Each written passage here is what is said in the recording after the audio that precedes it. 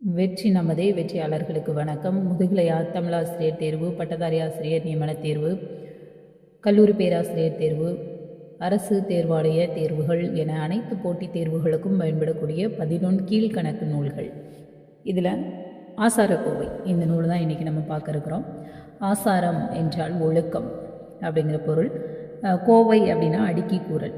இப்போ இந்த நூலில் இது நம்ம பார்க்குறது மதுசா விமலானந்தம் ஐயா அவர்களுடைய புக்கு. இது தாண்டி மூல நூல்கள்லேருந்து எடுக்கப்பட்ட செய்திகளும் இதில் உள்ள என்ன செய்து இருக்குது. அதனால் முதல் தொடக்கத்தை அப்படியே கேட்டுட்டு வழக்கமான செய்தியாக தான் இருக்குது அப்படின்னு ஸ்கிப் பண்ணி அப்படி போயிட்டே இருக்காதீங்க. பல அரிய தகவல்கள் இதில் அடங்கியிருக்கிறது. அதோடு மட்டும் இல்லாமல் உயர்ந்து ஒளிர்வோம் அப்படின்னு சொல்லக்கூடிய ஒரு புலனக்குழு மூலமாக தேர்வு பயிற்சிகள் கூட நடைபெற இருக்கிறது. இப்பொழுது இலவச தேர்வுகள் முதல் 10 நாட்களுக்கு இலவச தேர்வுகள் வழங்கப்படுகிறது. இந்த தேர்வுக்கான இணைப்பை கூட கீழே டிஸ்கிரிப்ஷனில் கொடுக்குறேன். குழுவினுடைய இணைப்பும் கீழே உங்களுக்கு கொடுத்துருக்குறேன். நீங்கள் அதை என்ன செஞ்சுக்கோங்க, பயன்படுத்திக்கோங்க. தேர்வுகளை எழுதி பயிற்சி எடுத்துக்கொள்ளுங்கள். இதில் ஆசாரக்கோவை நூலில் இருக்கக்கூடிய வெண்பாக்கள் 100 வெண்பாக்கள்.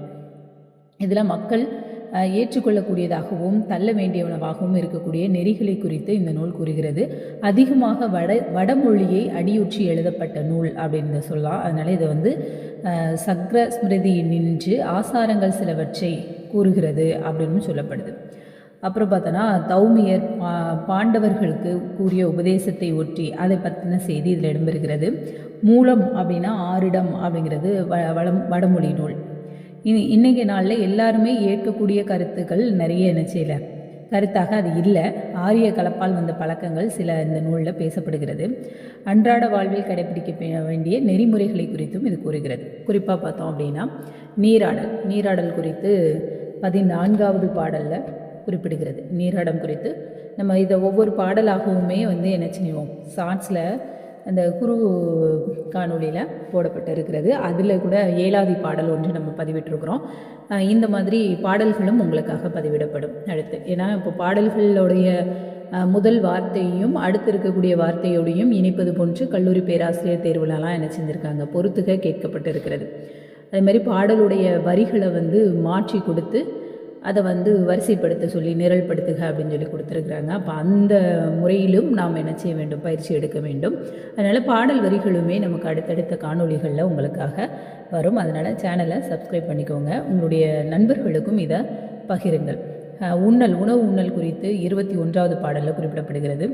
தொழுதல், இறைவனை வணங்குவது, ஆசிரியரை வணங்குவது போன்ற தொழுதலை குறித்தும் பாடல் இருக்கிறது. உரங்கள் உடுத்தல் பற்றிய நெறி இதில் குறிப்பிடப்பட்டிருக்கிறது. என்னுடைய ஆசிரியர் யாருன்னா பெருவாயில் முள்ளியார். ஆசாரம் அப்படிங்கிறது நல்ல முறையில் நடத்தலாம், உள்ளும் புறமும் தூய்மையுடன் உரைதலை உணர்த்துவது தான் ஆசாரம். வடக்கு திசையில் தலை வைத்து படுக்கக்கூடாது. இது அறிவியல் செய்தியாக இருந்தாலும் இது முதல்ல நமக்கு என்ன செய்யப்பட்டிருக்கு, ஆசாரக்கோவையில் இந்த செய்தி இடம்பெற்றிருக்கிறது. அறிவியல் முறையில் இது உண்மைதான் அப்படிங்கிறத இங்கே என்ன செஞ்சுருக்காங்க, சொல்லியிருக்கிறாங்க. இவருடைய காலம், பெருவாயின் முள்ளியாருடைய காலம் 5ஆம் நூற்றாண்டு அப்படின்னு சொல்லப்படுது. இதில் நமக்கு மொத்தம் 100 பாடல்கள் இருக்கிறது. ஆசாரம், ஒழுக்கம். இதில் வனப்பு, எந்த வனப்பு அப்படின்னா அம்மை அப்படிங்கிற வனப்பில் ஆசாரக்கோவையில் உள்ள பாடல்கள் எல்லாம் இடம்பெற்றிருக்கிறது. ஆரையில் 3ம் அழித்தான் அப்படிங்கிற செய்தி இதில் அந்த வாழ்த்து பாடலாக இருக்கிறது. மூல நூல் ஆரிடம் அப்படிங்கிறது. ஆசாரக்கோவை பாயிரம் கூறும் கடவுள் யார் அப்படின்னா சிவன்.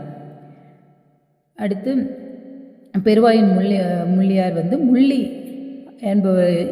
என்ற ஊரில் பிறந்த பெருவாயில் மகன் முள்ளி அப்படின்னு நிச்சயப்படுகிறது, சொல்லப்படுகிறது. வன்காயத்தூரில் பிறந்த பெருவாயில் மகன். இப்போ இவருடைய அப்பா பேர் தான் பெருவாயில் அப்படிங்கிறது. இவர் முள்ளி அப்படிங்கிறது சிறப்பு பெயர் கொடுத்து முள்ளியார் அப்படின்னு அழைக்கப்படுகிறது.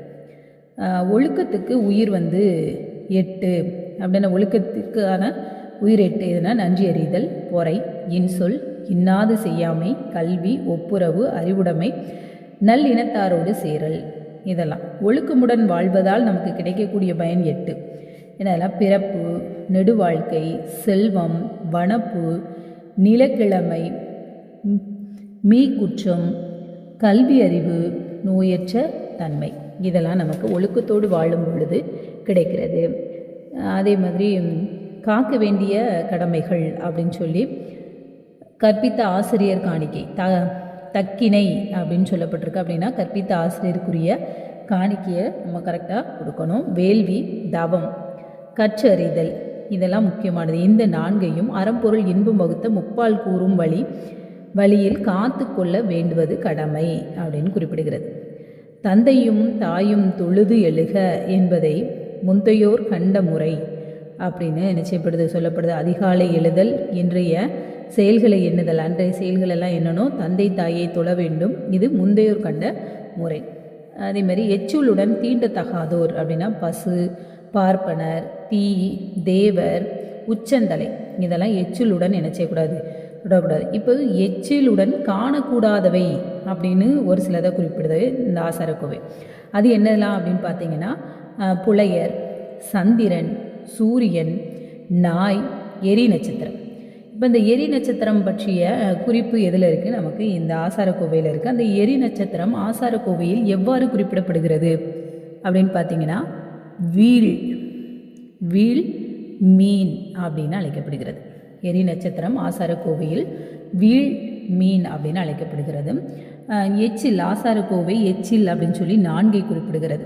என்னதெல்லாம் அப்படின்னா சிறுநீர், அதுக்கப்புறம் மலம், விளைச்சி, உமிழ்நீர், இது இந்த 4ஐயும் எச்சில் அப்படின்னு சொல்லி குறிப்பிடுகிறது. ஓதார் உரையார் வளராரே எஞ்ஞான்றும் எச்சிலுடன் நூலை படிக்கவோ உரையாடவோ தூங்கவோ மாட்டார்.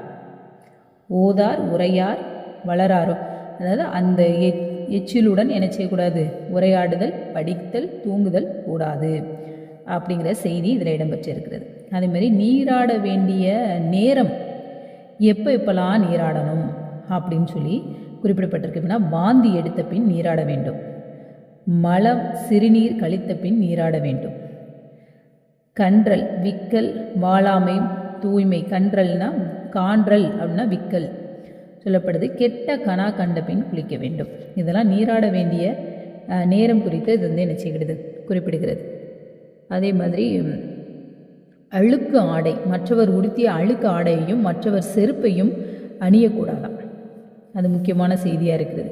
அதுமாதிரி செருப்பு அப்படிங்கிற சொல் நமக்கு ஆசாரக்கோவையில் இடம்பெற்றிருக்கிறது. செருப்பு அப்படிங்கிற சொல் நேரடியாக ஆசாரக்கோவையில் இடம்பெற்றிருக்கிறது. தொழ வேண்டிய பெரியோர்கள் அரசன், கற்பித்த ஆசான், தாய் தந்தை, மூத்தோர், உடன் பிறந்தோரில் மூத்தோர், பெரியோர், இவங்களெல்லாம் கண்ட வழி நம்ம என்ன செய்ய வேண்டும், வணக்கம் செலுத்த வேண்டும், தொழுது வணங்க வேண்டும். நீராடி கால் கழுவி வாய்ப்பூசி மண்டலம் செய்து உண்டார்போல் வாய்ப்பூசி செல்வர், இது இதில் இருக்கக்கூடிய பாடல். குளித்து பின் உணவு உண்ணும் இலை அல்லது களத்தை சுற்றி தண்ணீர் தெளித்து பின் உணவு உண்ணுவர். இது எதுக்கு அப்படின்னு சொல்லி பார்த்தோன்னா, எதுக்கு தண்ணியை சுற்றி தொளிச்சுட்டு இது பண்ணால், அது ஏதோ ஒரு சமய சம்பிரதாயம் அப்படின்னு நம்ம நினச்சிட்டு இருக்கிறோம். ஆனால் அது அப்படி கிடையாது. எறும்பு முதலியவை உணவோட அந்த இலையை விரித்து அதில் உணவிட்டு சாப்பிடும்போது எறும்பு போன்ற சிறு சிறு பூச்சி இனங்கள் என்ன செஞ்சிடக்கூடாது, அந்த இலையில் ஏறிவிடக்கூடாது. அப்படிங்கிறது அது தண்ணீரை கடந்து உள்ளே வராது. அதுக்காக வேண்டிய அந்த தண்ணீரை தெளித்து சாப்பிட வேண்டுமா, இந்த செய்தி ஆசாரக்கோவையில் இடம்பெற்றிருக்கிறது. மாதிரி கை கால் ஈரம் காயும் முன் என்ன செய்யக்கூடாது, ஈரம் காயும் முன் உண்ண வேண்டும், ஈரம் காய்ந்த பின் படுக்கைக்கு செல்ல வேண்டும்.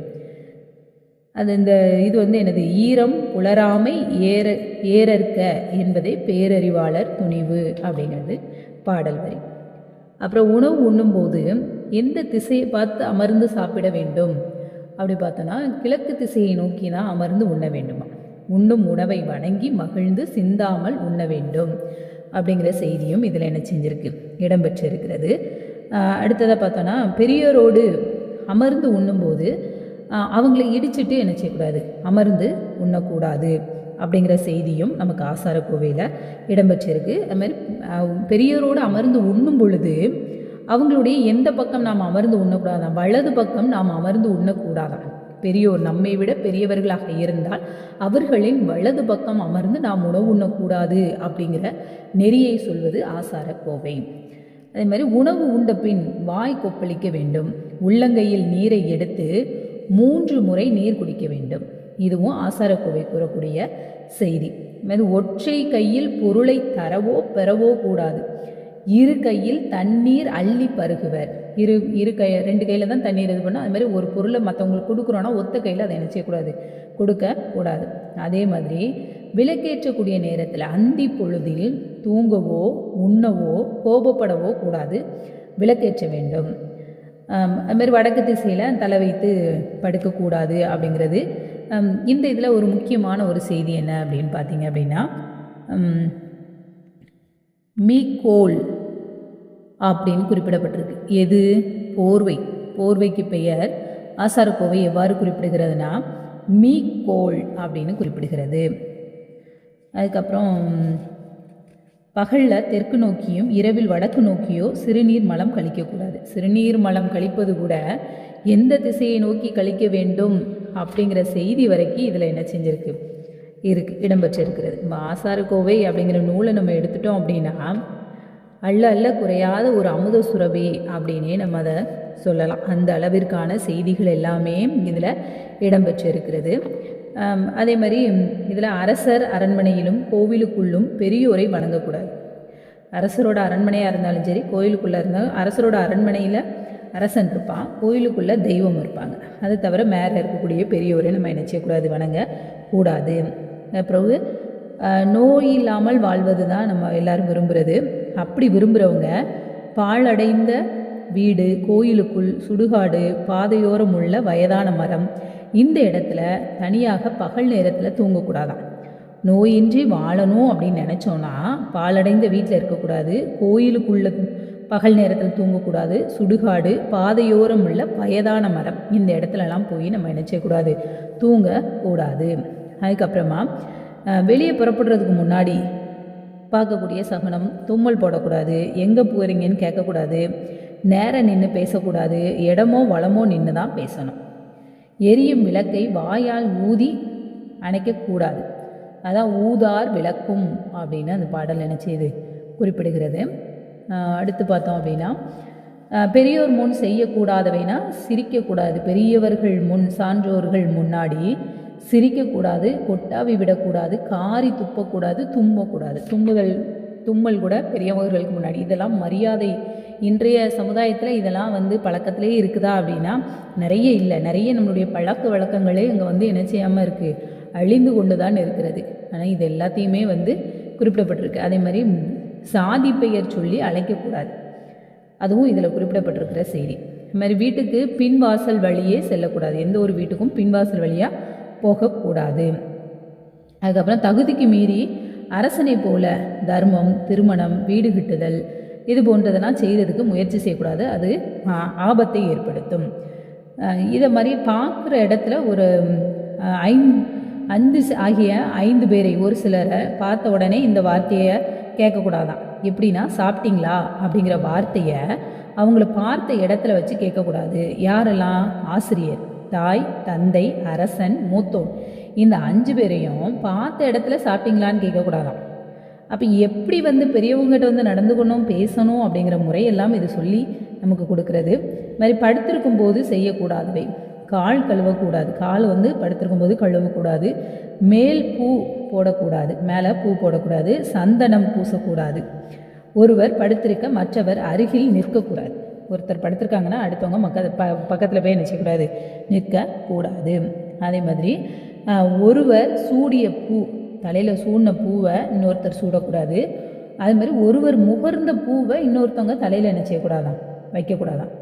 இதெல்லாம் நம்ம ஆசாரக்கோவை சொல்லக்கூடிய இடம். அது மாதிரி சூதாடும் இடம் அறிவற்றோர் செல்லக்கூடிய இடம். சோறு சமைக்கும் இடத்துக்கு சான்றோர் போக மாட்டாங்க. இந்த மாதிரியான செய்திகள் எல்லாம் இங்கே என்ன செய்யப்படுகிறது, சொல்லப்பட்டு இருக்கிறது. இன்னும் பல அரிய செய்திகள் இருக்கிறது. அதை நம்ம என்ன செஞ்சிடலாம், ஒரு நூலாக, ஒவ்வொரு பாடலாக எடுத்து நாம் பார்த்து விடலாம். அடுத்த பாடல் வரியாக போடும்போது இன்னுமே நம்ம அதிகமாக அந்த பாடலை குறித்த செய்திகள் அதிகமாக தெரிந்து கொள்வதற்கு நமக்கு ஏற்புடையதாக இருக்கும். இன்னுமே நிறைய தகவல்கள் இதில் என்ன செய்யுது இருக்குது. நம்ம ஒவ்வொரு இதையாக என்ன செஞ்சுக்கலாம், பாடல்கள் பார்க்கும் பொழுது இன்னும் தெளிவாக பார்க்கலாம். நன்றி.